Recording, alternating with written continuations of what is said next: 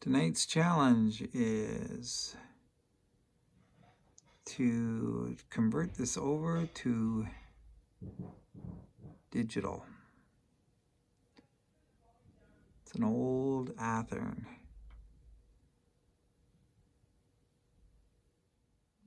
Here we are first looking at this SD60 Locomotive. It's an Athearn unit. Looks like it's been painted. They added some extra weight in the shell, and I'm not sure why the foam up in there, but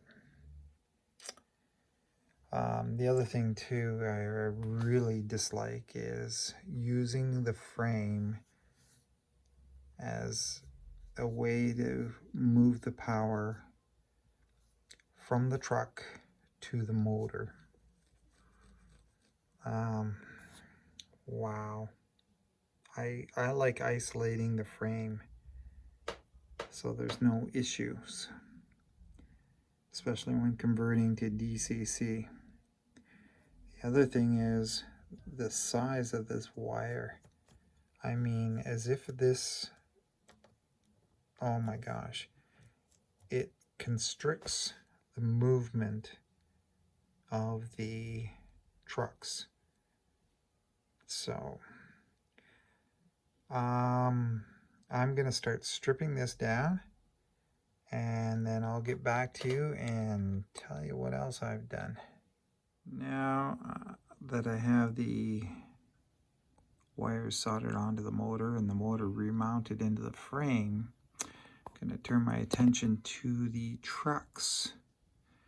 So the last person decided to solder wires to the contacts on the truck and then place a washer between the truck and the frame. Now I get that because you don't want the truck to make contact to the frame, but when they soldered the wire and then grounded it or attached it to the frame with a screw, and I don't get that. So why wouldn't you just leave it? Anyways, I'm gonna isolate the truck also, but I'm gonna run the wires right to the motherboard in my case. So here we are with the two wires soldered, and the truck is isolated from the frame, and I'm gonna re-lubricate the drive shaft, and we'll do the same thing for the rear trucks or the front trucks. Yeah, I think that's the front trucks, rear trucks. Okay, here we are. I got the front trucks. Oops. I gotta learn to zoom in like this. Front trucks are in, lubricated. Got super flex wire here, so there shouldn't be any restrictions. And the back also. So now, I like using these from Athearn motherboards for installing the 21-pin decoders. So they just clip on to the top here. That's why I soldered the wire there on top. See if I can do this while doing the camera.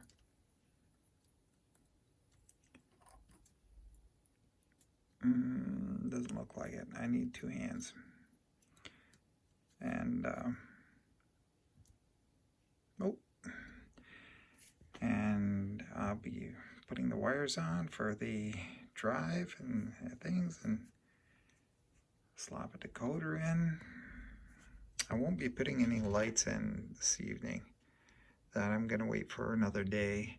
I do notice that the original person put jewels in the front. So we're just gonna, I think we're just gonna have to wait for another day. So see what happens after this. Should be pretty easy. Pretty easy installation actually. So, well, here we are with the track wires intact to the motherboard and 2 wires to the motor. And now I just spent the time cleaning the crud off the wheels. It was so bad.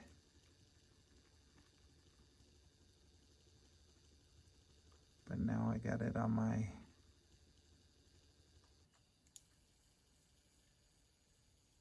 give it a nice cleaning. Make those wheels shine. Yeah.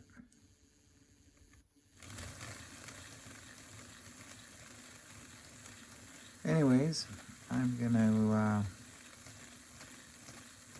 put it on the programming track, put the lid on, and call this one for now.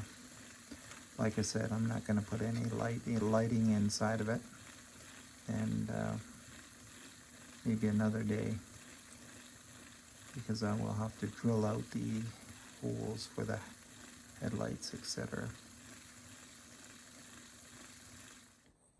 One of the funny parts is I just saw another locomotive on my desk. This is an Athearn again, but it is a newer release. You can see how this one was done, and it needs a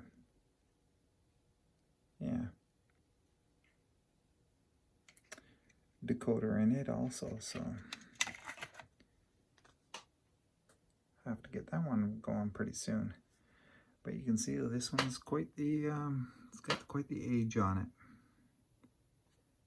And I'll crank it up here a bit. A little bit of noise. It's decoder pulsing the motor so that it is slow speed. So runs pretty good though. I'll have to give it a good run, see if it quiets down a little bit, but other than that, that's the way she is for how old she is. I'm guessing to say that one's 25 years old, so should clean it up a little bit too. Okay, well, last step, got it all back together, coupler height, etc. Put it on the programming track, read the data, and tweak it up, see how nice I can get it to run with a TCS decoder. It's an ESU 821, I think it is. So what's the brand name? Anyways,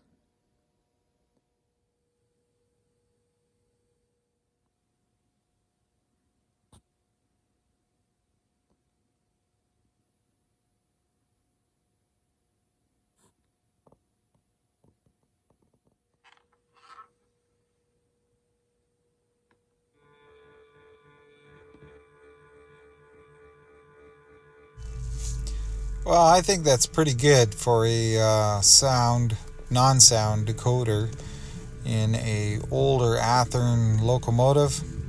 Not bad. I'm gonna call it quits on this one. So, any questions, give me a shout. I'd be happy to help you out.